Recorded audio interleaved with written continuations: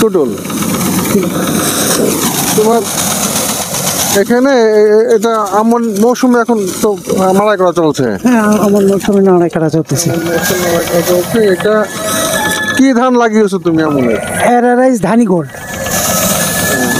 এখানে তো অনেক জমিতে ধান হয়নি, বিশেষ করে যেটা একটু নিচু অঞ্চল, প্রতি বর্ষার কারণে একটু নিচু অঞ্চলগুলো ধান হয়নি ভালো। তারপরেও যে জায়গাগুলো ধান হয়েছে আলহামদুলিল্লাহ যথেষ্ট ভালো ধান হয়েছে।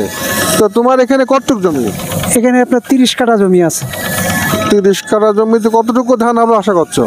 আশা রাখি 35 মন টন ধান হতে পারে। তো আমন ধান যদি 35 মন ফলন হয় 30 কাঠা জমিতে তো যথেষ্ট ভালো, আলহামদুলিল্লাহ যথেষ্ট ভালো ধান। আর এখানে যে বিচুলিগুলো আমরা দেখতে পাচ্ছি, এই ধানের গাছের যে আমরা আমাদের আঞ্চলিক ভাষায় বিচলি বলি, তো এই বিচলি কি বেচে কিনা মানে বিক্রি করেছো? হ্যাঁ, এখানে বিক্রি করা হয়েছে। এখানে 5,000 টাকা কাউন বিক্রি করা হয়েছে। 5,000 টাকা কাউন। তোমার এখানে আনুমানিক কত কাউন বিচলি হতে পারে? আনুমানিক 3 কাউনের একটু বেশি হতে পারে। 3 কাউন অর্থাৎ 15,000 টাকা থেকে 17,000 টাকা এমন বেচা কেনা হতে পারে। তো যাই হোক, সেটা অনেক সাশ্রয় এটা কৃষকের জন্যে। বিচুলি যদি এরকম দামে বিক্রি হয় তো সেটা একটা কৃষকের জন্য ভালো সাশ্রয়।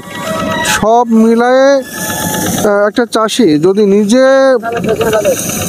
কষ্ট পরিশ্রম করে আবাদ করে ফসল ফলায়,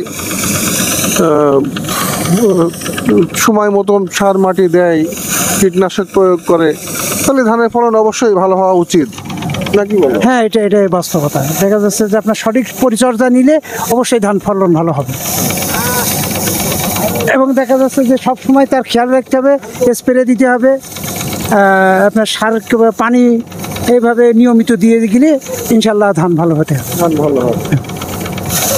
তো ঠিক আছে, আমরা তোমার মঙ্গল কামনা করি। ধান সুন্দর করে ঝেড়িয়ে পরিষ্কার করে তো বস্তাবন্দি করবা?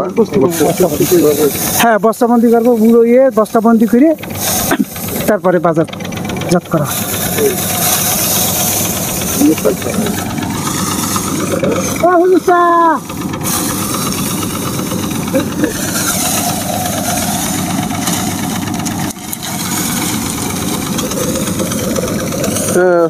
এখন আমরা কথা বলছি আমাদের এক চাচা, সে নিজের একজন কৃষক, পাশাপাশি কঠোর পরিশ্রমী একজন মানুষ। তো এই টুটুলের ক্ষেতে ধান মাড়াইয়ের কাজে উনি আসছে। তো এখানে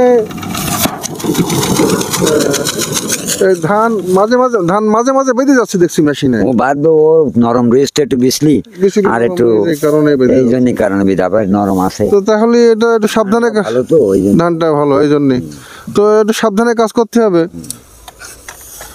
এই কারণে এরকম হচ্ছে, একটু সাবধানে কাজ করতে হবে যাতে হাত। তবে ধান খুব ভালো ধান হয়েছে, ধান তুলনামূলক খুব সুন্দর ধান হয়েছে। এর উপরে আর ধান হতে পারে না। আল্লাহ খুব অন্তত বহুত পরিমাণ আল্লাহ ধান দিয়েছে, এটাই আল্লাহর কাছে শুকরিয়া আদায় করতে হবে। এটা আলহামদুলিল্লাহ। ঠিক আছে, ভালো থাকো, ধন্যবাদ। আশা রাখি আপনি ভালো থাকবেন।